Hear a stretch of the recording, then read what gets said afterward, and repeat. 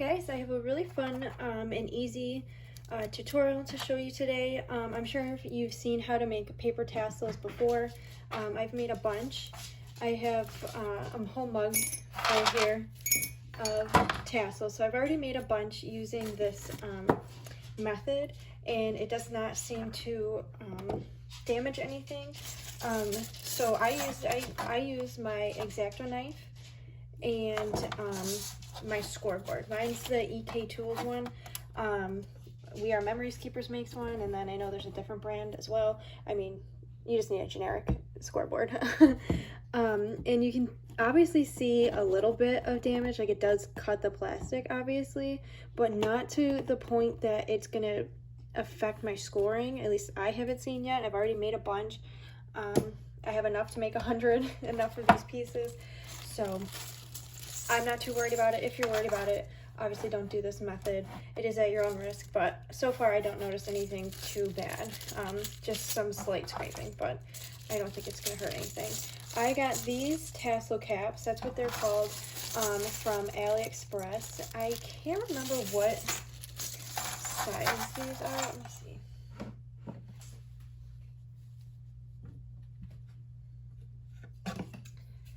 So these are about 1 centimeter long, maybe a little less than 1 centimeter wide. So if that's the size this is the size you're looking for, I guess those are the measurements. And then what I also bought were little clips so that I can make them into keychains. I bought silver and gold in both things. They did have rose gold and like a gunmetal color, but I just bought 2 to start out with. And I'm just gonna make a bunch and we'll see what I do with them. But I'm gonna go ahead and get into the tutorial and show you how to make these. So you need about 4 inches long to make this size tassel, and then you can go with whatever length you want. So I've got one that's kind of short, and then this one you can see is quite a bit longer. So the length doesn't really matter. Just make sure whatever length you want. If you are measuring, I'm using scraps, so I'm just literally grabbing any random piece of scrap and just going with it. But you do want, so you need to leave about I'd say 1/4 of an inch to 1/2 inch of space at the bottom here, and then you will be cutting off 1/4 of an inch on this side as well. So I'll show you that, and so that's about a 1/2 inch extra length if you're measuring these. But literally all you do is place it on your scoreboard, and instead of using your scoring tool, you use the X-Acto knife. I do have one of these little like finger blades, but it's too difficult with the angle on the scoreboard. I like that for other things, but I would recommend just like a regular long X-Acto knife. And the reason why I do it like this instead of just using scissors is because with the scissors I wasn't getting like very even little tassel fringes. So this way is the easiest way I've come up with without buying anything new to get that even tassel look. And obviously like not everyone's gonna be perfect, as you can see. But like I didn't want to buy a die because the more expensive dies like that aren't from AliExpress are like $20. I'm like, why bother when I have the tools to make it already at home. And then I also didn't want to buy those scissors just because, I don't know, they didn't seem too useful to me other than to make the fringe. And it just seemed like, why don't I just cut it myself? So I usually go about, you know, I leave an extra piece because you do have to hold on to it. So at least, you know, 1/2 inch I leave off. And then I just cut the end. This goes in scraps or whatever, garbage, whatever you want to do. And then you cut off the end, and that's because, as you can see, it's not all cut perfect. If you want, you can go and pull it apart like this. I might with this one just because most of the ends did cut, but some of them, like none of the ends cut.